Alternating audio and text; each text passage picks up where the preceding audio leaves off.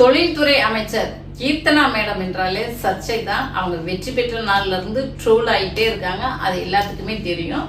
இப்ப என்ன சர்ச்சைன்னு பார்த்தா, அதாவது அவங்க தொழில் தொடங்குபவர்கள் தமிழ்நாட்டுக்கு தொழில் தொடங்குங்க என்று சொல்லி ரீல்ஸ் போட்டு தொழில் முனைவோர்கள்லாம் இங்க வாங்க அப்படின்னு சொல்லிட்டு அழைப்பு விடுத்தாங்க. Let's be honest. Nobody wants a government that takes forever. Files, approvals, delays and waiting. Honorable Chief Minister C. Joseph Vijay sir mandated me to fix that. Hello, I am Keerthana.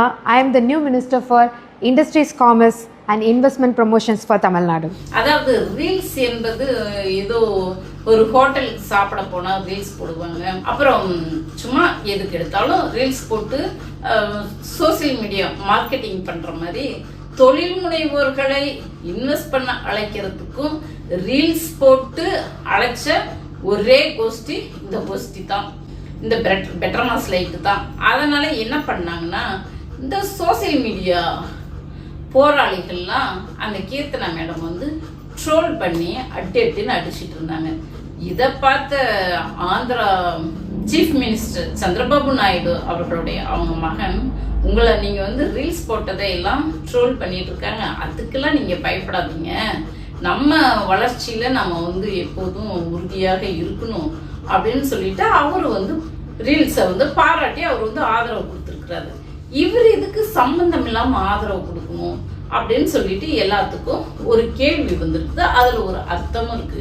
ஏன்னா இது வரைக்கும் உலகத்திலேயே reels போட்டு தொழில் முனைவோர்கள்லாம் இங்க தொழில் தொடங்குங்க அப்படின்னு சொல்லி இது வரைக்கும் செஞ்சது யாருமே கிடையாது.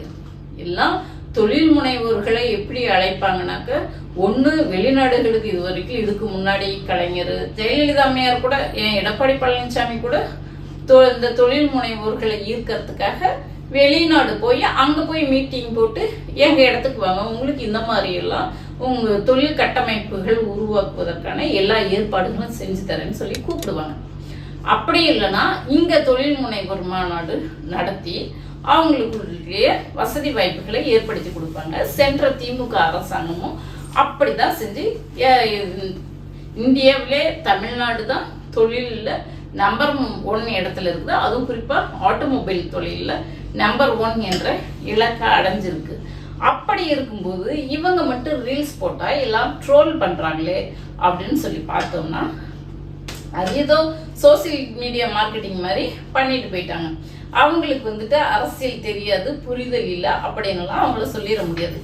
ஏன்னா ஆல்ரெடி இவங்க சந்திரபாபு நாயுடுக்கு இந்த ஆதவ அர்ச்சனா நடத்தின வாய்ஸ் ஆஃப் காமன் ஏதோ ஒரு நிறுவனம் நடத்திட்டு இருந்தாரு. அந்த மாதிரி நிறுவனத்தெல்லாம், அதாவது எலெக்ஷன் கேம்பெயின் பண்ற இதெல்லாம் கீர்த்தனா மேடம் தெலுங்கு தேசத்துல, அதாவது சந்திரபாபு நாயுடுக்கு எலெக்ஷன் ஒர்க் பண்ணியிருக்காங்க. அதனாலதான் அவங்க பாராட்டுறாங்க. இப்போ இது மட்டும் விஷயம் கிடையாது, அவங்களுக்கு ஆல்ரெடி அரசியல் புரிதல் இருந்தாலும் இந்த மாதிரியான கோமாளித்தன வேலையை பண்ணிட்டு இருக்காங்க.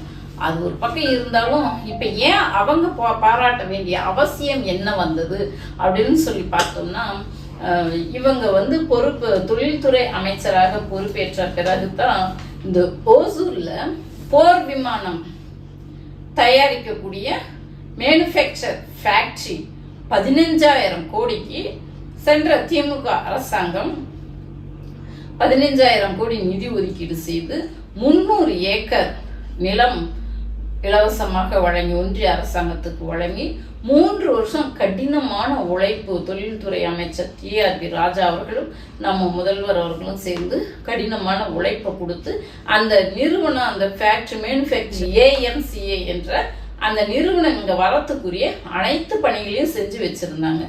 இவங்க தொழில்துறை அமைச்சரா பொறுப்பேற்ற உடனே இந்த 15,000 கோடி ஃபேக்டரி மேனுஃபேக்சர் ஃபேக்டரி எங்க போனதுன்னா ஆந்திராவுக்கு தான் போயிருக்கு.